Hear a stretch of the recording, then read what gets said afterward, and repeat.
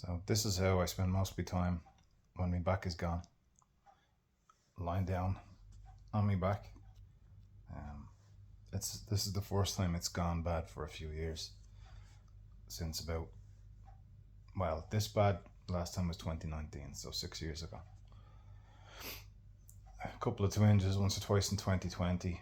Well, yeah, it was kind of bad in 2020 when the gyms were all closed with the lockdown and I had to go and buy my own weights and do me exercise at home. But funnily enough, when it went this time, I went to do the original thing that used to get me out of it, which was deadlifts.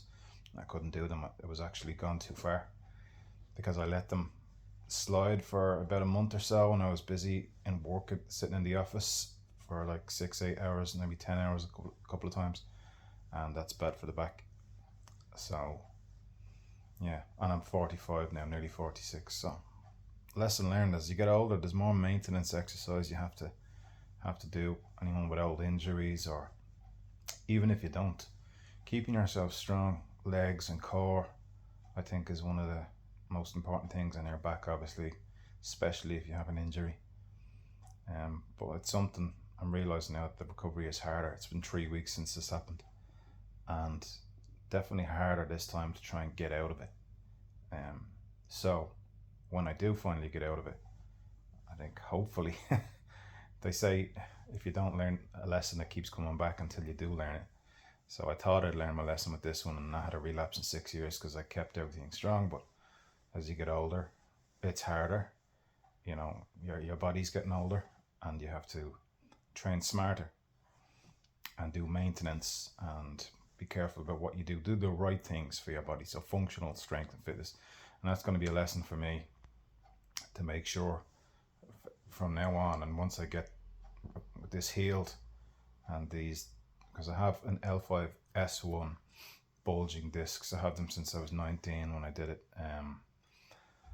Working in Musgrave, lifting 50 kilo bags of moss peat onto a truck, lifting about 30 of them on, and the last 2 or 3 I was lifting them high and stretching, and that's when I did it.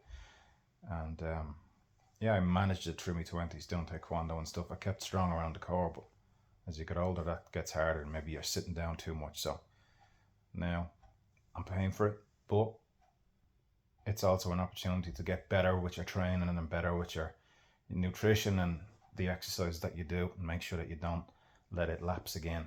Me personally, and if anyone else has an injury out there like this, it becomes so much more important, especially, you know, getting into your 40s, where the recovery is not as quick as it used to be when you're you know, even in your 20s. Even though I had that from 19, it recovered easily enough, and through my 20s I never had any kind of issue with it.